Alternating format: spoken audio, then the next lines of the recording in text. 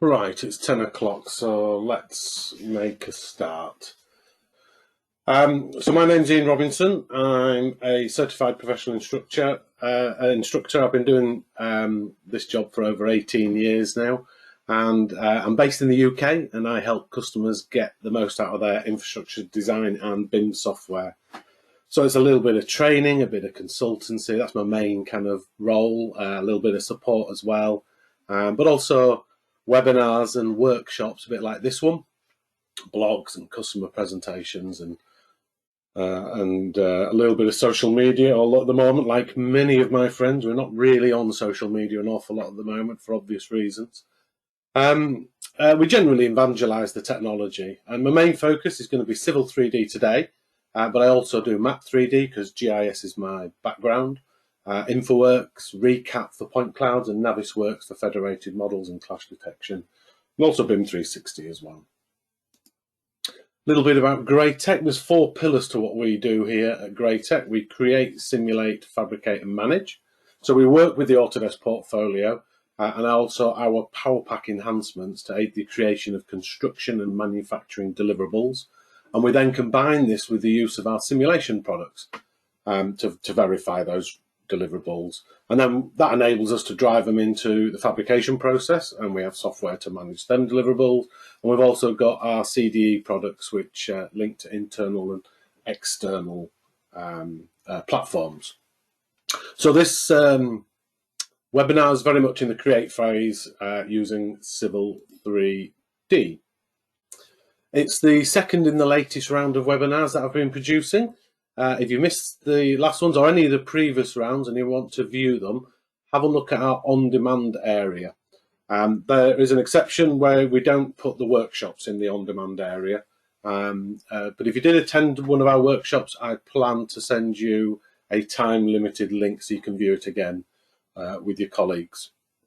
While you're in there, have a look at our blogs as well, and you can see, you can get to, there's our on-demand page, and our blogs are here as well. Now, these are clickable links. I have put in the handout area I'm just checking it now. It should be a PDF of this presentation with clickable links in it, so you can use that as well. So just go to the handout area and download that. And let's do a quick poll. It's different to the ones that we had previously, so please feel free to participate. I just want to get an idea of kind of your Civil 3D use. So how long have you been using AutoCAD Civil 3D? If you can all just click on the screen, less than 6 months, 6 months to 2 years, 2 to 5 years, or over 5 years, or have you not started using Civil 3D yet? You're just having a quick look to see what's what. Lots of votes coming in, thank you. That's interesting. Okay, right, let's close the poll now and I'll share it with you. And you can see there that the majority has been using it over 5 years, which is great to see. A few new users, no new users, nobody less than 6 months, but a few that haven't used Civil yet, so that's great. I'd highly encourage you guys that have not used Civil 3D to go to the on-demand page and have a look at some of the other presentations that we've run in InfoWorks, Civil 3D, Map 3D, all of these things. They're all there in the AEC area, and you can have a good look there. Okay, next question. Let's hide that one and bring the next one up. Would you consider yourself an expert user, intermediate user, a novice user, or have you not used Civil yet? I know some of you have not used Civil yet, so just tick on that. And there we are, nearly there. Right, we're all done. Everybody's done. And you're all being way too modest. Let me share that with you. 64% say intermediate user. Now, I know that that's not true. I know some of you are expert users. But no, that's fine. Modesty's good. A few novice users, and obviously the same percentage that have not used Civil 3D before. So thank you for that. Next question, and the last question, there's only 3. How often do you use Civil 3D? Obviously, some of you have never used Civil 3D, so I'll just tick that one. But is it your main application every time you come into work in the morning? Is that the one you open up? Do you use it sometimes, but maybe you use Revit a bit more? Or you hardly ever use it, you just every now and then need to do a task and Civil answers that problem. There we are. Oh, we are already there, and it's good to see the percentages make sense. So let's share that with you all. So the majority of you are using it sometimes. It's your secondary engineering tool. So that's interesting. And you guys that are here that haven't used Civil before, obviously 18% of you have not used it before. And only 27, it's your main engineering tool. So I expected that the other way around, 27.55, but that's great to see. So thank you again for that. Welcome to the new users. You missed all the fun. No, you're not. You missed the boring bit. Okay, let's hide that and let's move on. Excuse me. It's definitely not COVID. So this webinar, we're going to be looking at the Civil 3D Toolbox. Now, I'm sure you've all had spreadsheets out of your model from the reporting tools in there. But have you looked at the other things? I'm just going to give you an overview of the tools first, so I'll show you where they are. For you guys that have not used Civil 3D, I'll show you where they are and what they are. And then I will have a look at some of them and actually work with them. We'll start with the subscription extension manager. Where do you get your extensions from? And we'll have a look at a couple of them too. Now, I'm going to be using a mixture of 2021 and 2020. I have noticed when you install 2020 and 2021, occasionally the odd extension doesn't like it. And also, I've noticed if you have the British English Civil 3D installed, you'll have an issue with the shared reference point. So I'll explain why you have that issue and how to resolve that. The other thing we'll be looking at is the miscellaneous utilities that are shipped. We'll just have a look at a couple of them. I think with these sort of things, a lot of them you can just experiment yourselves with, but you just need that starter. Okay, what happens if I do this, or how do I get there? And then for the UK and Ireland market, I'm going to take a look at the additional tools in the UK country kit, UK IE country kit, sorry, Ireland. So just in case anyone hasn't used the toolbox yet, which is at least 18% of you, probably more, here it is in Civil 3D. It's that little toolbox in your tool space. By the way, these tabs are switched on and off with these 4 buttons in this cluster. So you just need to make sure that the one that's got like a little toolbox on it is switched on for that to be visible. It is by standard visible. It's the normal to have it. So when you're in the toolbox, this is what they look like. I'll just expand that so you can see it a little bit better. And I'll just overview them all to start with the report manager. So the reports manager, this is shipped worldwide. So a lot of them have a little bit of a US tint to them, but there are some useful ones in there for everyone. However, if you are careful, you can edit some of them. You can go in, they're XML based, a lot of them, and you can go into the XML file and change things like the word. If you can see on that one there that I've changed the word on the XML document from station, which is the US terminology, to chainage. So you can, I'm not going to do that today, but you can go in there. I don't like to encourage people on a broadcast-wide event, if you like, to go in and start hacking into the software. So, but if you know what you're doing, you can go in there and hack it a little bit. The subscription extension manager next. This is where all your add-ins go. Okay, when you go and buy your add-in or download your free add-ins, this is where most of them go. They don't all go in there. For example, the geotechnical module has its own ribbon. But most of them go in there. There's a couple of exceptions. These are the 3 most common ones used in the UK. The import-export GenIO, I'll be showing you that tool. the microdrainage utility to allow you to import and export microdrainage pipes and structures. I'll be showing you that tool, and the Autodesk shared reference point. And I will show you that one. Oh, I meant to have clicked, I forgot. So that's the GenIO import tool. That's what it looks like. So we'll be having a look at that. That's the microdrainage import export tool. And that's the shared coordinate tool. Very simple, some of these, and they should be as well. We want them simple. They're not developed by the core Civil 3D team at Autodesk. They are developed by peripheral teams, so bear that in mind. Okay, so we'll be having a look at these, and then we'll also be having a look at the miscellaneous utilities. There's a couple in there that I find quite useful in certain circumstances. Again, these are shipped worldwide. So there's some, the ones that I'll be probably looking at is maybe the KLM import tool in there, which could be useful. You can send your model into Google Earth. So for users that are not got Civil 3D or engineering, you can still send them a corridor model, for example, and they can just view it in Google Earth. Yes, I know there's other tools you can do in there. There's the shared views, which I think is brilliant. But every now and then I do get asked, can I put this in Google Earth? Actually, I get asked the other way around, can I put my Google Earth into civils? And my always answer is, why would you do that? There's also the add-on, the shape import export utility. I'm just going to have a quick look at that. This doesn't land in the subscription area. It has its own little separate area. I'm guessing because there's a lot of tools in there. But basically, you can import shape files, which is your Esri shape files, for those of you that don't know. So that's geospatial files. You can export them straight into feature lines, and it automatically creates property sets directly from the object data. So again, I'll look at a couple of options with that, which could be useful. And then finally, we've got the UK country kit stuff. So in my case, as I mentioned, it's the UK and Ireland reports because I'm based in the UK.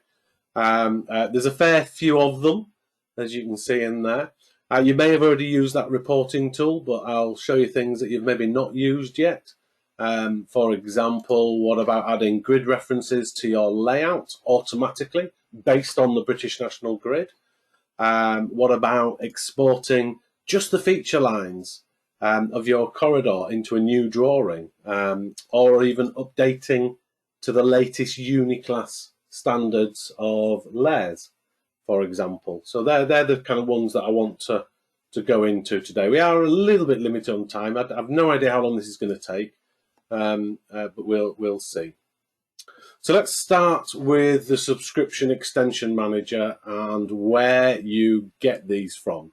So you download these from your Autodesk account. If you just go to manage.autodesk.com, this is where this is the web page you will get. For those of you who have not been there before, but I'll show you it.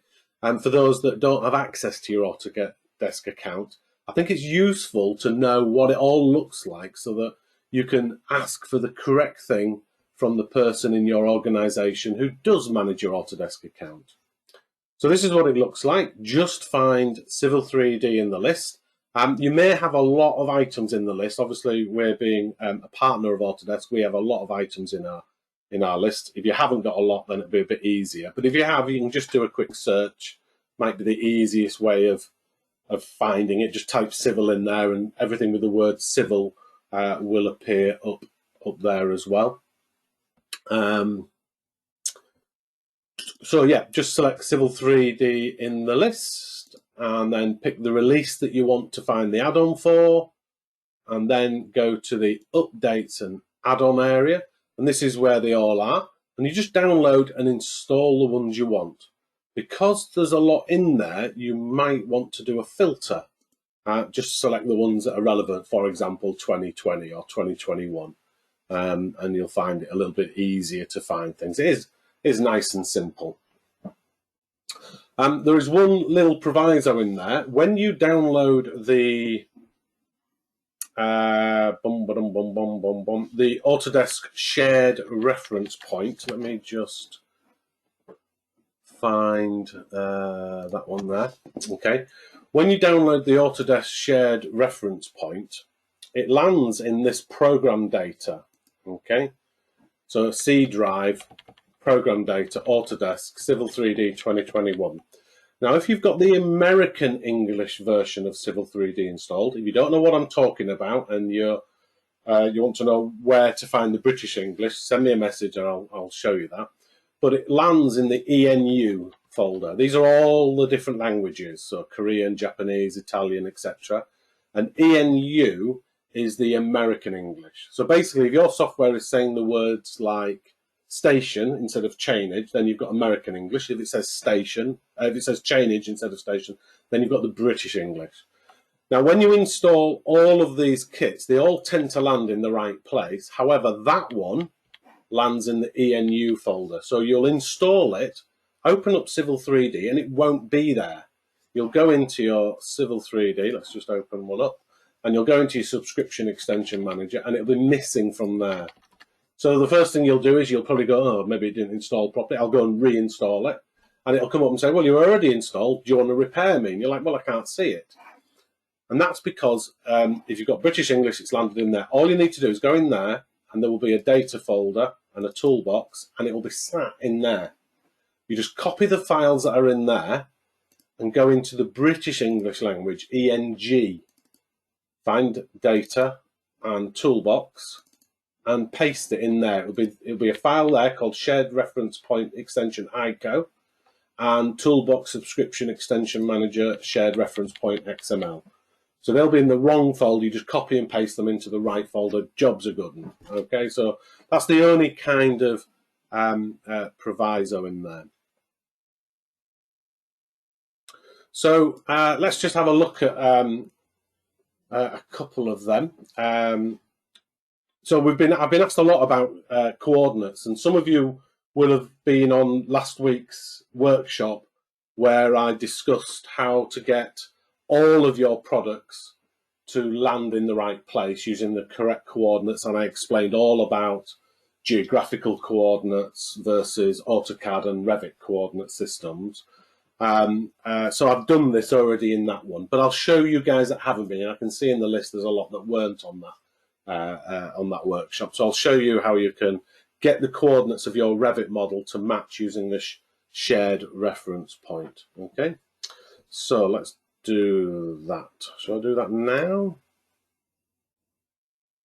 Yeah, let's do that now. So we'll go through these shared extension managers. So if I just go to Civil 3D, I seem to have a lot of things open, don't I? There should be an empty drawing somewhere. I'll just pick one. There's one there. Okay, so in the toolbox,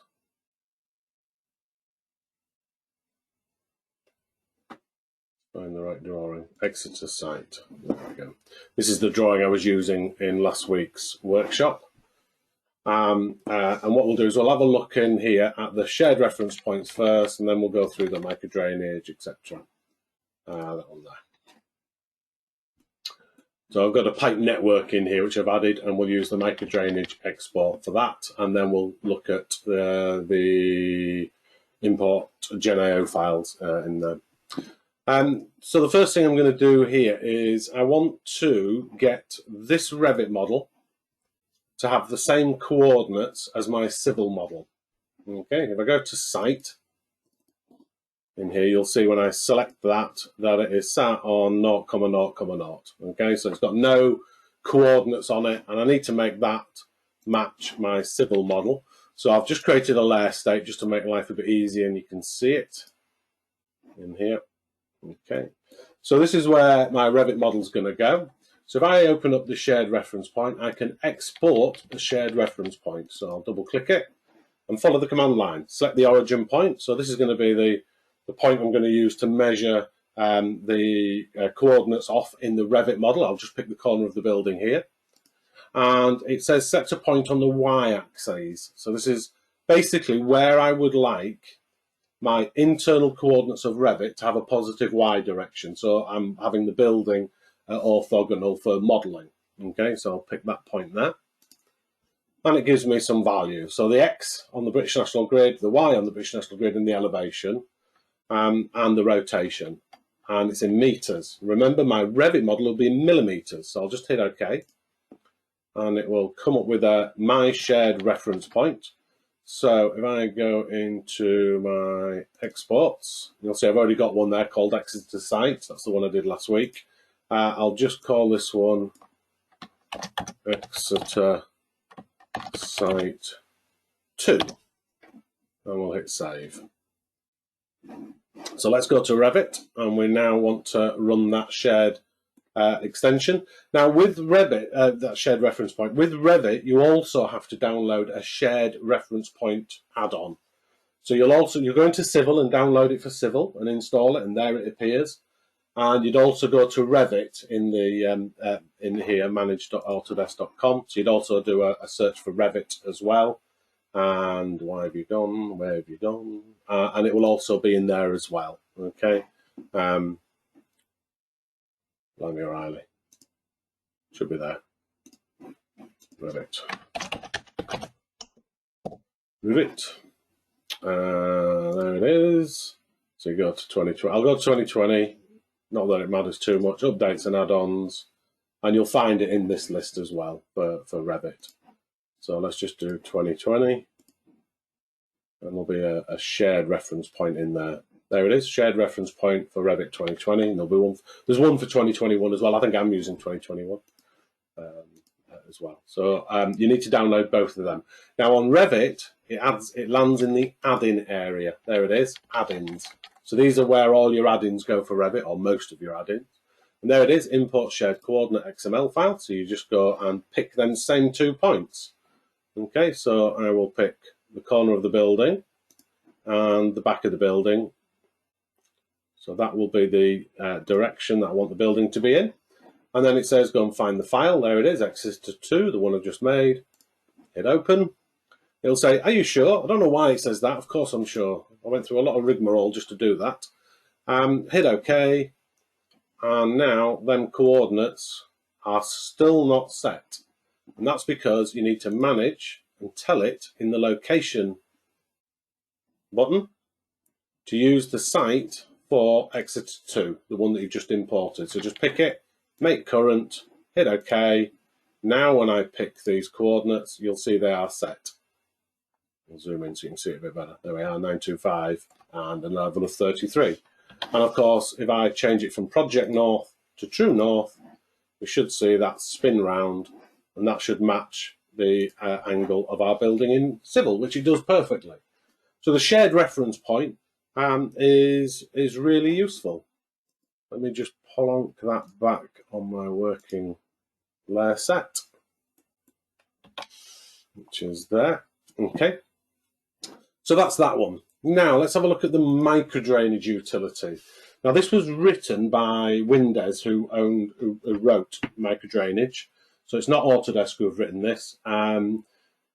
It's not perfect. I don't think there is a perfect solution out there for doing all of this type of thing. But if we expand that, you'll see there's 3 tools. You've got rename pipes, export, and import.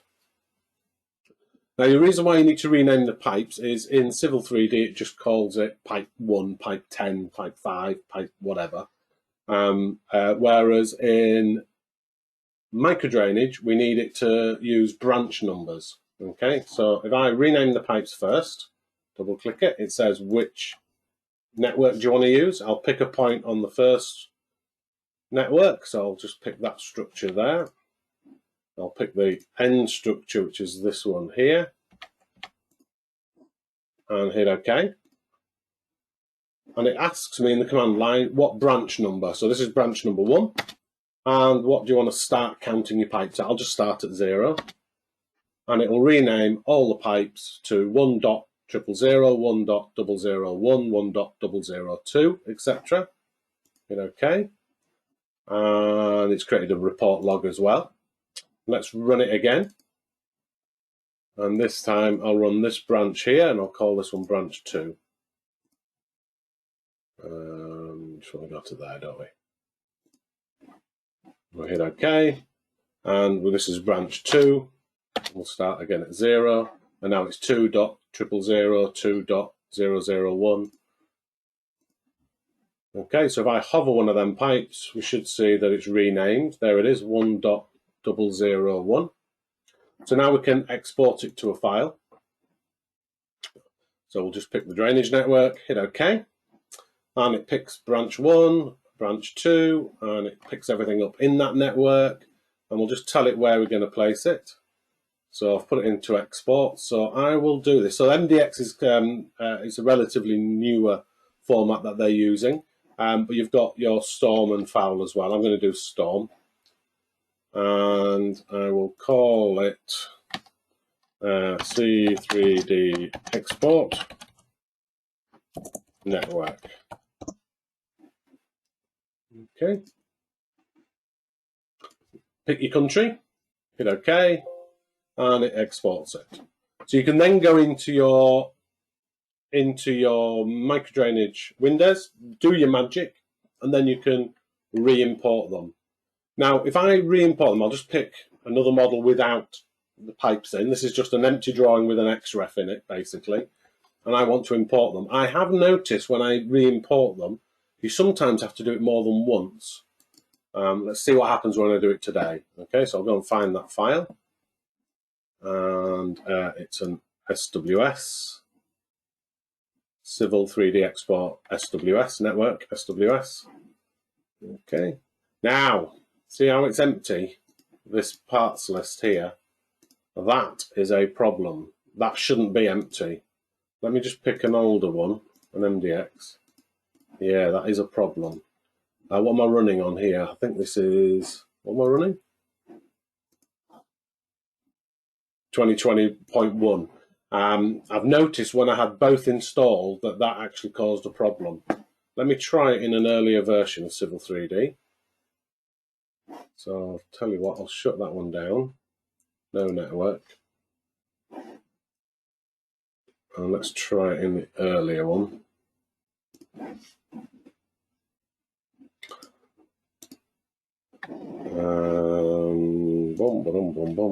Don't want that.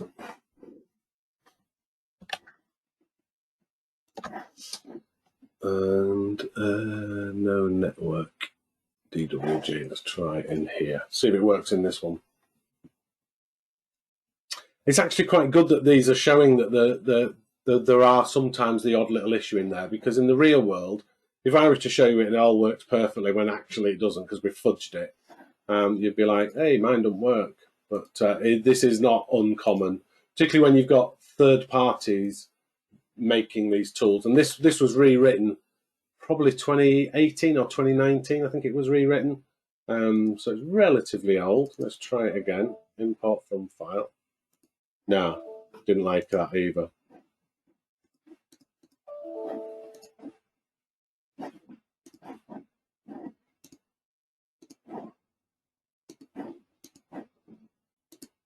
Yeah, again, no parts list in here. Let me just double check I have got the parts list set up. Oh, that might have been the problem. Let's try it one more time, and then we'll give up and move on. I think that's it. Just, these don't like when you've got multiple installs, some of these. So that didn't like that. So let's try it one more time on an empty drawing, check the parts list, and then we'll move on. Set pipe network catalog. Yeah, it was set correctly. If you find you get similar problems, please send them into support. Although they're not supported by Autodesk directly, we can often help. Yeah, that's failing. Let's try, what I was hoping to show you, when you bring them back in, you can either create a new or add to an existing. Okay, so you have a choice. Let me try the old one, see what happens if I open up the old one. Yeah, it's still empty, so that is an issue with it. But yeah, you can either add to update the existing one, or you can import it. That is a problem that has only just appeared since 2021 was installed, which was about a week and a half ago. So if you're just running 2020 or just running 2021, I would expect it to work okay. It actually worked okay yesterday, so that's an interesting one. Let's move on. and have a look at the import export from GenIO. So they're an old file format now. They're not they're text based. They are still used though. I still see them, and we can just import and export directly from GenIO file. So if I go import GenIO, you get this window up here. Now the key to working with this is on the import options. Let me just see if I've got these set up. Yeah, is you go in here and you can go in and set the settings up. So you've got a string layer table, and you can edit that and create your own layers for all the Bentley strings, the MX MOS strings. The key thing is don't use sites for your alignments when you bring alignments in, and then you can set up how they're going to look in the drawing. So I've set it to design style, etc. This is persistent. Once you've set that once, it will remember that forever. So then we just go in and open up a file. So let's go and open up, we'll do the A9 one. And open. So on the right hand side, you've got all of the features that are in there, and you'll see you've got master string, feature strings, geometry strings, etc., etc. And what you can do, rather than just selecting everything, you can just go and pick what you want. So for example, if I bring in the geometry strings, I can go in here and say, right, geometry strings, and add. And in this list, everything that's got geometry strings should have a tick by it. There it is. So these are all the geometry strings. Basically, this is your long sections and, your alignments and profiles. Okay, so I could just add them in. So I'll just hit import. Won't take long. It's only the A9 in Scotland. And then we'll close that. And there it is. There's our geometry string. So what have we got? We've got alignments. It's got all the transitions in there. Basically, anybody who's working in Bentley and using input files or GenIO files, we can work with these files. It's also got the profiles in there. I've no surface in there. When you bring in surfaces in, they can be quite large, but I'll show you one. Here's one I did earlier with a surface. It takes about 5 minutes to import it when it's a large surface. So let's just go back in and start putting in all the other strings.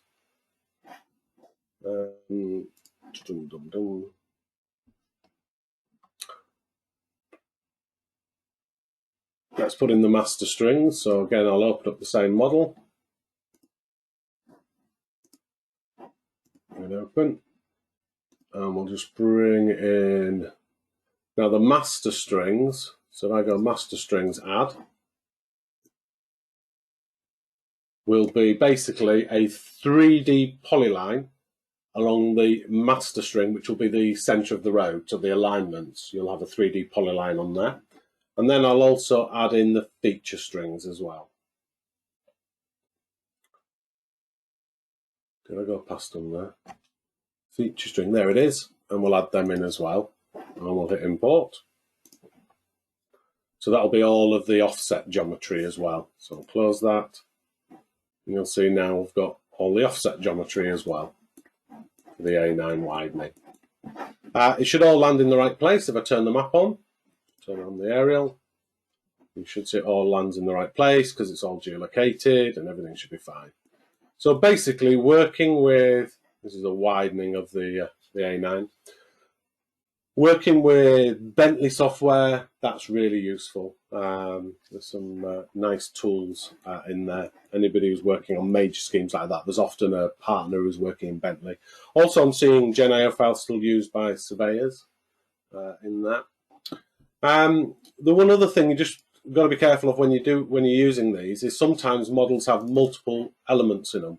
Okay, so if I do the same again on a new drawing, and this time I will open up Jocks Lodge, no, Blue House.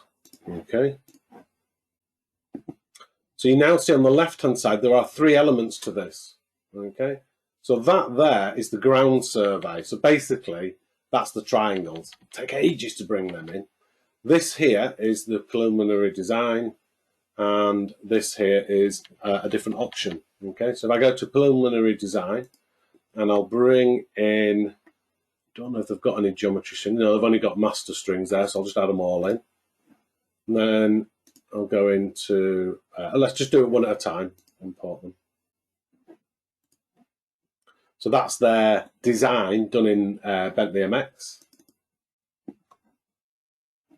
Let's open the same file again. And we'll open up this option 4. And again, I'll just add them all in. They're all just MX master strings. Close it. There it is. Oh, Alexa, go to sleep. Sorry, Alexa talking to me. Oh, it was the survey, the other one. So if I go in there and I add in the survey, you'll get multiple, as I say, you get multiple ones in there. So let's pick that one. Oh, why are you empty? There we are. There's just a lot going on in there. So if I was to bring all that in, it would take quite a while. Okay, I tell you what, let's just do it and I can run it in the background. You can search for string names in here. So if you don't, if you just have a star, it's a wildcard, so you can just hit the plus.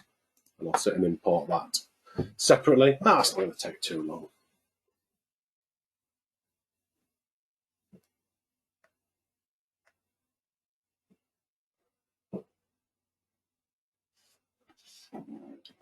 Oh, maybe it is.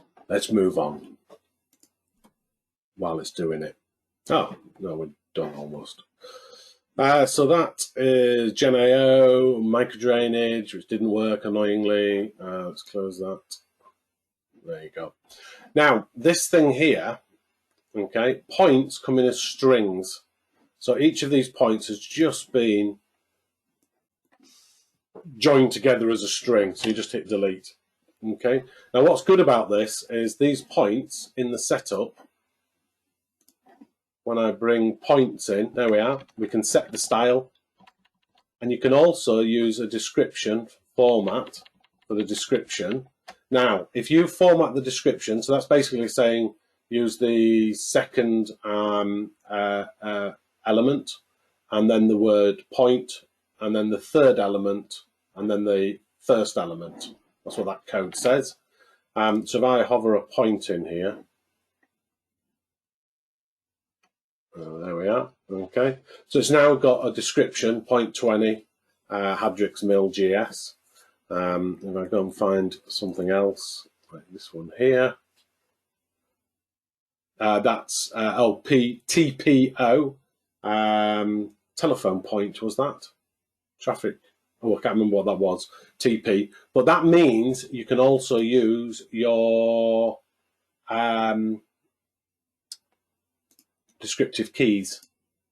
Okay, so you can bring in descriptive keys on that as well. So you can get it to automatically do the survey, and then you can create a surface out of that very easily, just using the point groups and the 3D polylines, and then you can create a surface out of that as well. So that's quite useful, being able to work with GenAO files. As I say, they are becoming less, but I am still seeing them. So because a lot of you have not worked with Bentley MX or Moss MX, it might be something that you knew. I know some of you on the call do, though. Some of you are working with that and working with input files, etc. Okay, we're running out of time. We should be all right. Let's have a look at a couple of other ones. So if I go to another drawing, let's go to this drawing here. So you might be asked to put that into Google Earth. Okay, so if we go into our miscellaneous utilities and have a look in there, there are some reports in there which can be quite useful, so point reports and stuff like that. Again, these are shipped worldwide, but there's this export to KML. So that stands for Keyhole Markup Language. So it's an XML-based file format, a spatial file format called Keyhole. Basically, Google bought Google Earth from Keyhole. It used to be called Keyhole. KML or KMZ, so you can work with either or. The key thing to note here is if you try and export a very complex large surface, Google doesn't like it. They like quite dumb surfaces. So you may have to, if you are going to put surfaces in, make sure it hasn't got that many triangles in there. But yeah, I'm just going to call this one, I'll just leave the name as it is. I can describe it. We can add hyperlinks in there, etc. You know, www.graitec.co.uk. Hit next. Then it says which objects. I'm not going to do all of them because it'll fail on this surface. I just want to bring the road into Google Earth. So I'll just go in and select this corridor. In there. You can export text and materials and stuff like that can be exported as well. We can tell it to use the coordinate system. So it says transform because, again, if you're on my presentation last week on coordinates, you'll know that Google Earth will use WGS84. So it will transform it automatically for me. Okay, so I'm happy with that. We can adjust its position. I'm going to leave it at elevation relative to sea level, so it should put it at the correct height. But because the Google Earth surface isn't as good as this surface, I'll need to just lift it above, and I'll just show you it as it is. It can be an issue with that. We'll hit next, and we'll give it a file. You'll see here, this is an interesting one. You can set it as KML or KMZ. KMZ, the Z is usually just a compressed file format of the other version, which is what it is in this case. So KMZ is a compressed version of KML. But if I set it to KML, it creates a KMZ anyway, which is rather annoying. So if I just go and find where I'm going to store this, nope, exports. There we are. So it's called 2021 Junctions, mostly Harmless Data Exports, KML. So I hit save and hit export.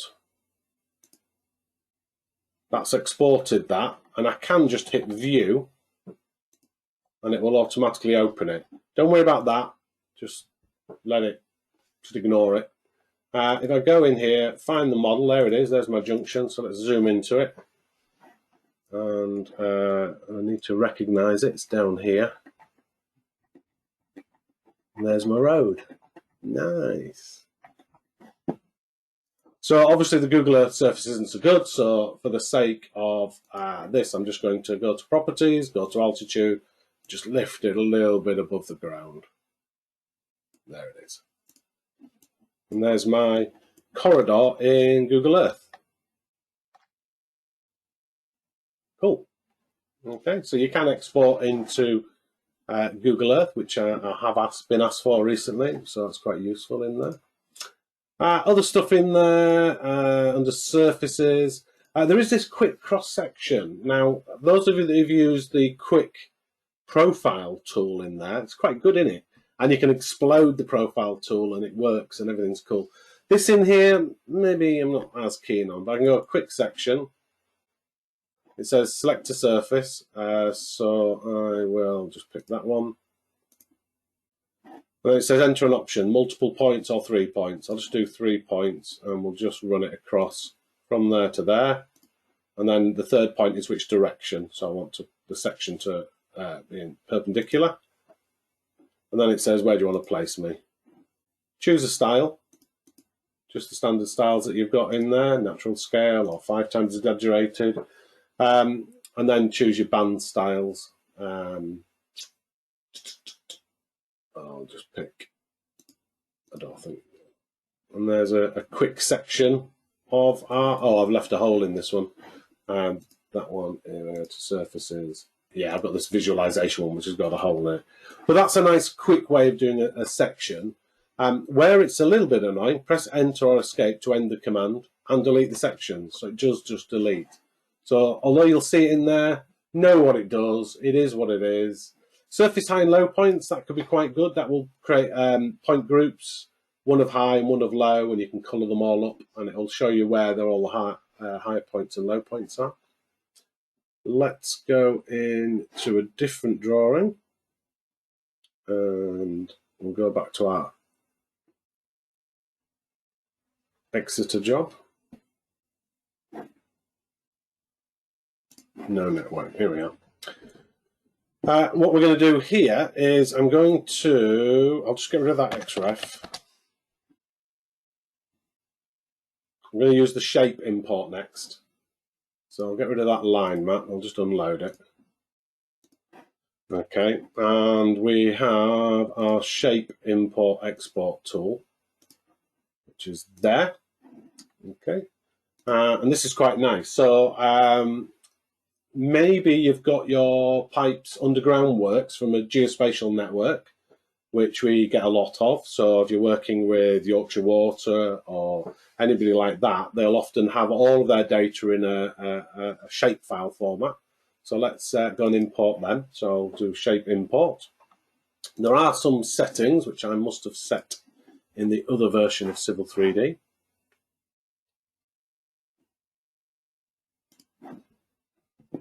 Let's just double check that I've got my settings set in this one.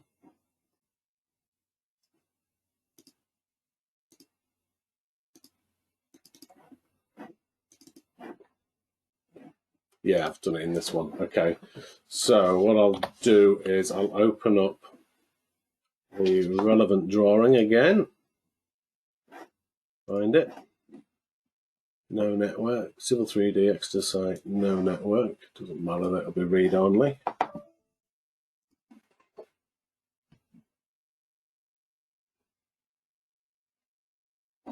Okay, so let's do it again, and then I can show you the settings that I've set up. Okay. Oh my God, what have I just done?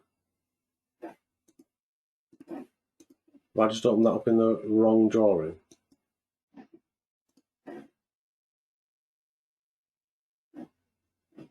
Am I being thick?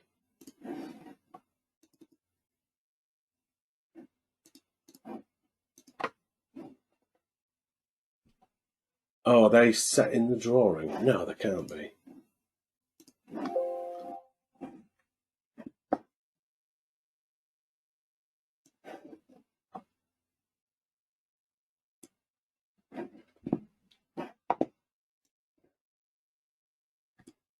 Right, I'll have to just set the settings up.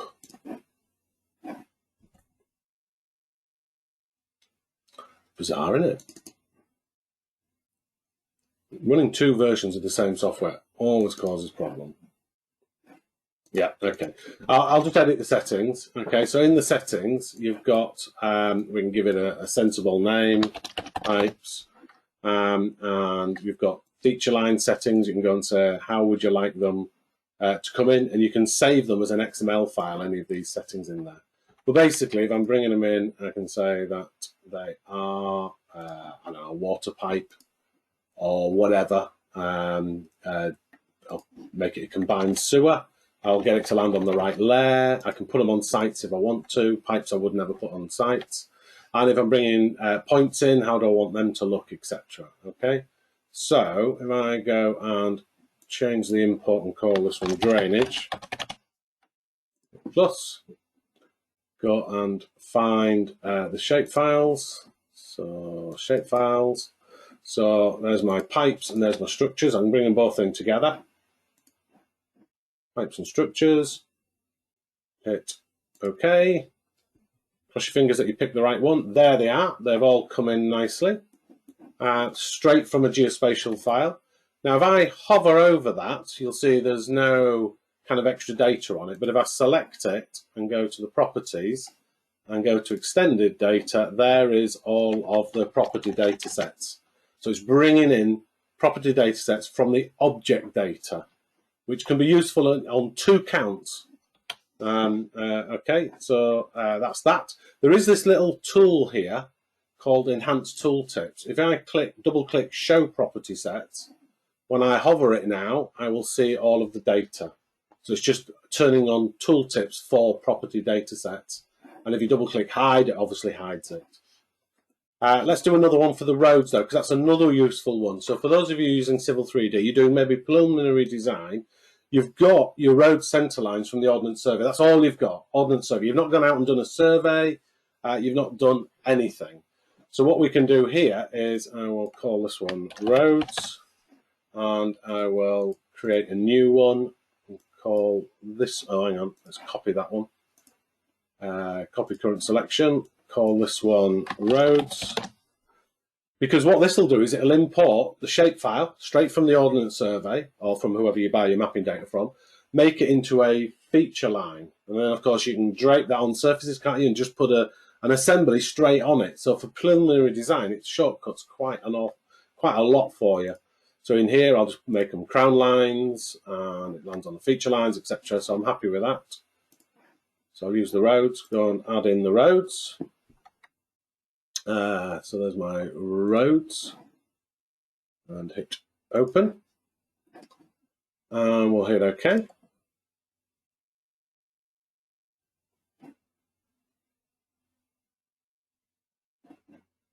there's all my roads. Come on, still importing. It's quite a big data set, this. There you go. And again, if I hover them, look at all the attributes in there. So I'm getting all the attributes from the Ordnance Survey onto a feature line, which is really useful. There's a couple of other little tools in here, geometry and break line tools. You've got trim features at boundary. Just double click that. You can go select your boundary, polyline in there, and you can get it to automatically trim. And what it'll do is it'll retain the property data sets, and you can trim outside or inside. I'll just trim outside. So it's a bit neater there. So when I hover that line, it's still got all them attributes in there as well. So that's a really useful tool as well, importing shapefiles straight away. Where the pipe networks, I think, is probably the most common one you'd do in there. Let's have a look at the UKIE tools. And don't know which one I want to use. Don't want to do that one. Let's go into Exeter. Oh, I know where it is. Hang on.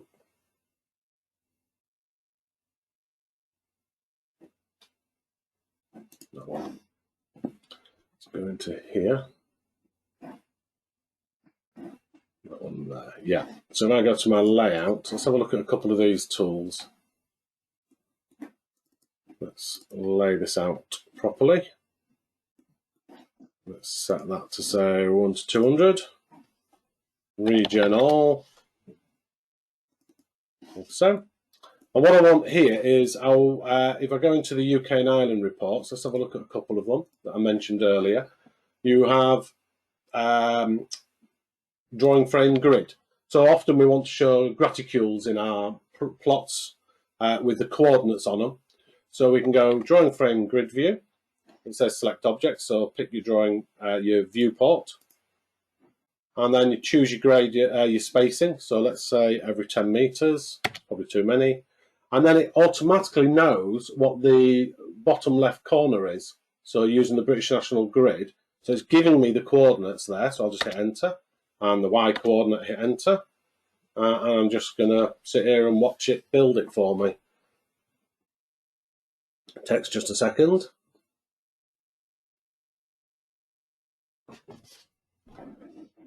Still doing it. You can see them all appearing there. There we are. So there's all my coordinates and a 10-meter grid. So I've got now coordinates in my layout. Really useful, that, when you're printing stuff out for being on site and things like that. So that's quite a useful one. Next one, survey. So I've got a survey, and in here, these are all just blocks. And if I hover that block, you'll see that it's just a block reference. That's all it is. And if I pick it, look at the properties, it's got an X, Y, and a Z on it. X, Y, obviously, but it's got a Z value which matches the text. So that's all I've got. Now, sometimes when I get a survey in, what I want is a nice table in the drawing of all the points, rather than having the points visible in the drawing. I want them as just showing point numbers or nothing at all, and then just a table with the points. Or I want to export these as a CSV file to put into lots of different pieces of software. So you could use, couldn't you, the annotate and the data extraction wizard. That's option A. I can use the data extraction wizard. That would create me a CSV file, and I can also put a table in the drawing. So that could be useful. However, there's a quicker way of doing it.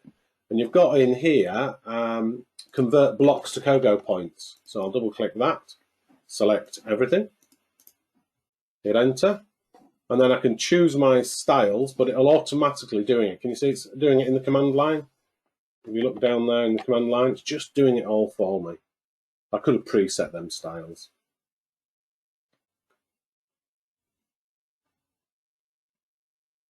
I'd like it to give me the option to put different naming in, so it names them all or describes them all with a command. I guess you'd have to break into the DLL for that. Yeah, you could do that. No, I don't know. No, let's not encourage that. Okay, so basically, what have I got now? I've got points, which I'm using a weird marker for. I know, I did that on purpose, just so you can see them. And they are Kogo points. So if I hover that, oh, that's the block. Hover the Kogo point. Come on, Ian. There's the Kogo point. And we have in here all our points. There they are. So I can export it to a CSV file. So let's export it to point number easting northing comma delimited. PENZ comma delimited. Put it in the destination folder. I'll just stick it on the desktop. Survey export. And we'll do it as a CSV file. Open. And OK. And we can also select our Kogo point and add a table in, can't we? So we'll go in there and we will use all points. Not got a table in there, that's annoying, but hey, there's our point table. So it's really quick and easy. So some of these tools will just save you bucket loads of time. Let's have a quick look at the CSV file. There it is. And there is our AutoCAD blocks exported. And the last thing I'm going to show you, well, the second last thing I'm going to show you, this one with the old drawing in it. Yep, it is old drawing. So I've got an old drawing here, and the layers, I open up the layer manager, are using all this old layers. And what I want to do is to be able to use the latest Uniclass layers. And if we were to look at a civil drawing, and look at the layers, they're all set up with the Uniclass coding. So this is a great way of changing the layers to match, using the layer conversion tool to match what, say, Highways England want. They want Uniclass coding. And here we go. So I can use the QNew template, or I can go in and pick a different template. I can tell it which layer settings to be taken from that template and updating them. So I'll just click Update Layers, give it a second, and it'll do it all for me. There it is. You can see in the command at the bottom there, UKIE layer update. So it's running that.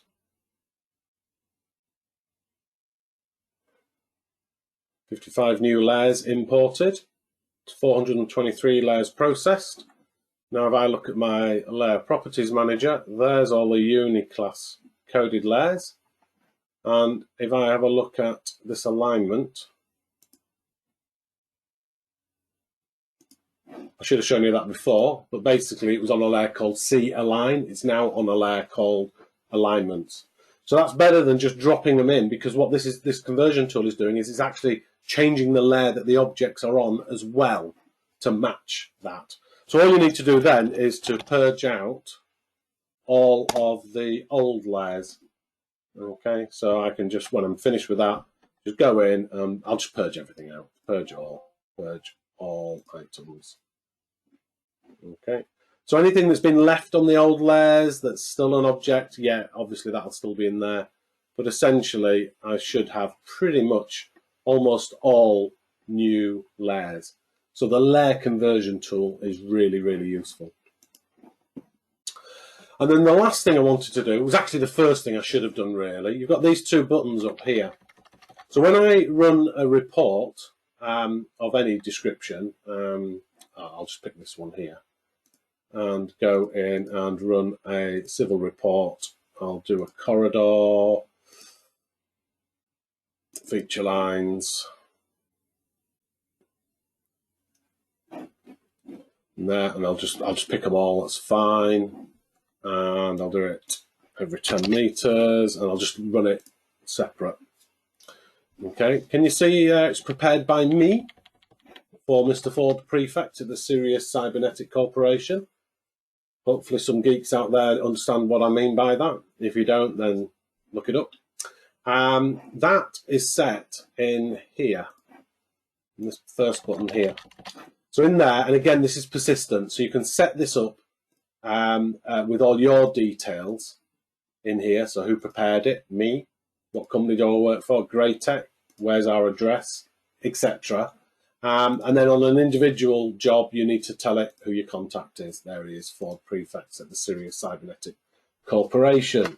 So you need to set that up there as well. Okay, so that's useful. I was going to show you that at the beginning, but to be quite honest, I forgot. Sorry about that.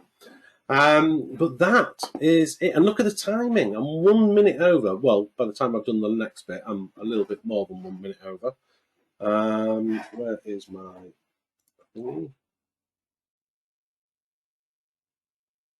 So let's finish up. Okay, so that was a subscription extension manager, the utilities, the Civil 3D UK and Ireland reports. If anybody has any questions, please feel free to post them in the questions box or the chat room. Thank you ever so much for joining us. Let me lower hands. Yeah, thanks for joining us. Some of you will have my contact details. I think I've put them on the download, but if not, you can just contact Graitec and they'll make sure that the questions get to us. Or have I put them in here? Hang on, let me have a look. Yeah, I haven't. So there's our area, graitec.co.uk support for support. So you can go via that if you have any questions. Just email. I'll go to the web address there for support.